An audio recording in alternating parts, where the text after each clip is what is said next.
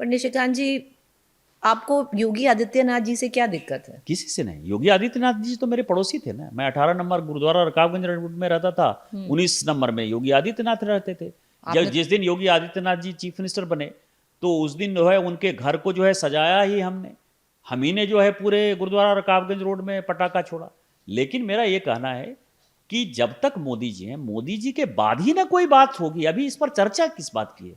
नहीं, क्योंकि आप मैं तो चर्चा ही नहीं कर रही, मैं तो आपसे पूछ नहीं नहीं, रही मैं हूँ। ये कह रहा हूं कि अभी जी। केवल मेरा ये मानना है कि भारतीय जनता पार्टी को माननीय मोदी जी की आवश्यकता है, हम्म।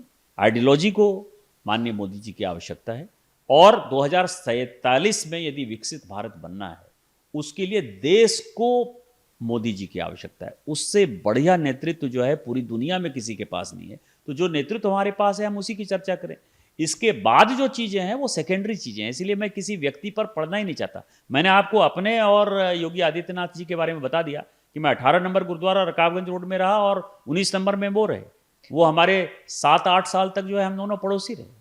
नहीं, क्योंकि मैं इसलिए बोल रही हूँ कि आपने बोला था 20-25 साल तक योगी जी के लिए दिल्ली के दरवाजे बंद नहीं, हैं। मैंने ये नहीं कहा। मैंने ये कहा कि अभी जो है हम्म। 2025 में हम बात कर रहे हैं, 2029 में मोदी जी चुनाव लड़ेंगे, 2034 तक जो है वो प्रधानमंत्री हैं, 2034 में भी यदि उनकी उम्र ठीक रहेगी तो फिर जो है हम लोग सभी उनको रिक्वेस्ट करेंगे कि आप जो है आपके नेतृत्व में चुनाव लड़ें।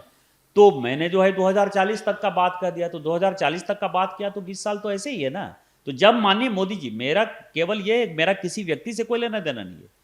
माननीय मोदी जी को भगवान स्वस्थ बनाए रखें, जी। माननीय मोदी जी हमारा नेतृत्व करते रहें।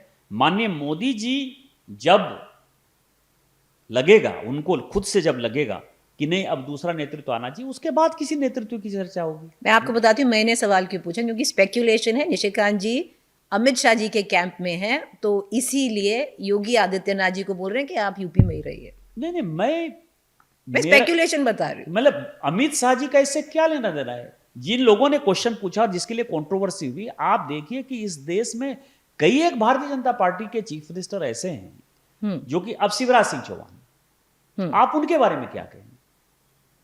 यदि हेमंतो विश्व शर्मा जो कि 99.9% है कि अभी चुनाव जीत कर आ जाते हैं, क्या कहेंगे? पुष्कर सिंह धामी साहब जो है दूसरी बार जो है मुख्यमंत्री बनकर आए, उनको क्या करेंगे?